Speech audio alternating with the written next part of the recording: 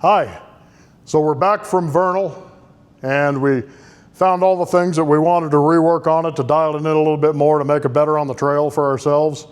And we got South Dakota we're leaving for tomorrow, 4th of July weekend. So just wrapping up everything, getting ready to load it up and head out in the morning. I'll go over some of the mods we made. Of course, you know, we won these 5-inch Wild Horses pod lights over in Vernal. So instead of putting them on one of the new Broncos, thought they looked a little better on this. We put them on there. I think they look great. So we got those on there. And then moving over to the stuff that helps us out on the trail. One of the previous videos, we had all the Ford steering under here.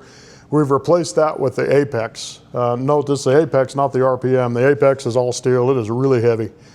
Still using, of course, the Apex tie rod ends and whatnot. So we got the drag link and the center link Apex tie rods.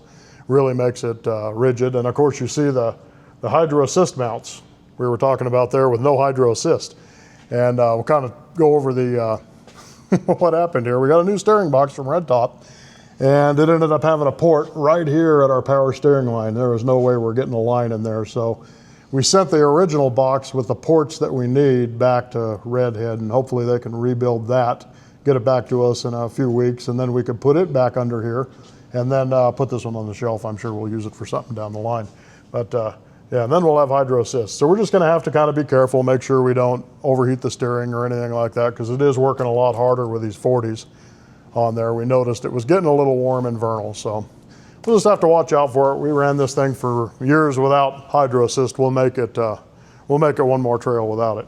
And here in the back, we're about 2.5 inches low at ride height with all the gear in the back.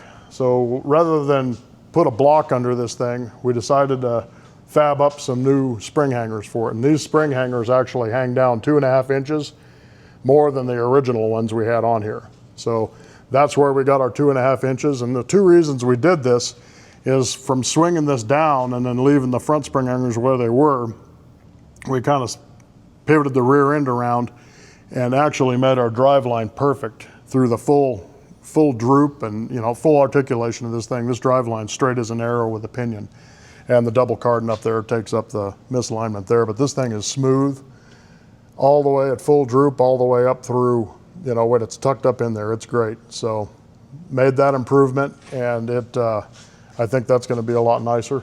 Then we put some backup lights on while we had it up in the air here. The little ones on the tail lights it comes with doesn't really light much up, so these ones made a world of difference.